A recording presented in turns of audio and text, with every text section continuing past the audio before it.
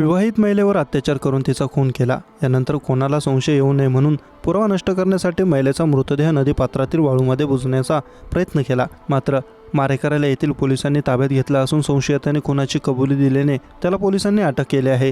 चाळीसगाव तालुक्यातील वरखेडे खुर्द येथील मायाबाई संजय मोरे वय वर्ष 35 ही महिला मुलासह 2 मार्चला रात्री 10ला झोपली होती। मायाबाईंच्या सासऱ्याला दवाखान्यात दाखल केल्याने तिचे पती तिथेच होते। दरम्यान 3 मार्चला पहाटे 4ला मायाबाईंचा मुलगा गौरवला जाग आली असता त्याला आई मायाबाई आढळून आली नाही। त्यामुळे त्याने धावत जाऊन शेजारी राहणाऱ्या काकाला याबाबत माहिती दिली। यानंतर काका सर्जेराव मोरे व इतरांनी मायाबाईचा शोध सुरू केला। वरखेडे खुर्द शिवारात मक्याच्या शेतात शोध घेत असताना मक्याचे ताटे ठिकठिकाणी तुटलेले आढळले। त्याच ठिकाणी रक्त सांडलेले दिसले।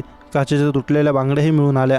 त्यामुळे काहीतरी घातपात झाल्याचा कुटुंबियांना संशय आला। मायाबाईंचा शोध सुरू असताना सर्जेराव मोरे व काही जण गिरणा नदीकडे गेले। त्यांना नदीपात्रात वाळूचा ढीग दिसला, ज्यात मायाबाईंचा अर्धवट बुजलेला मृतदेह आढळून आला।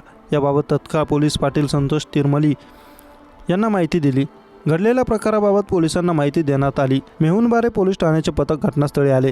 घटनास्थळी फॉरेन्सिक टीमला पाचारण करण्यात येऊन पंचनामा करण्यात आला। यात मायाबाईंच्या डोक्यावर, दोन्ही कानांजवळ, छातीवर तसेच मांडीवर धारदार हत्याराने वार केल्याचे दिसून आले। पोलिसांनी तपासाची चक्रे फिरवली। सहाय्यक निरीक्षक संदीप परदेशी यांनी या खुनाच्या घटनेत सहभागी असलेल्या संशयितांची गोपनीय माहिती मिळाली।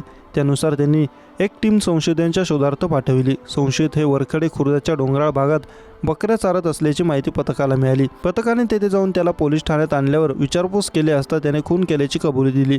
संजय धोंडा गायकवाड वय वर्ष 31 राहणार वरखेडे खुर्द असे संशयिताचे नाव असून त्याला पोलिसांनी अटक केली आहे।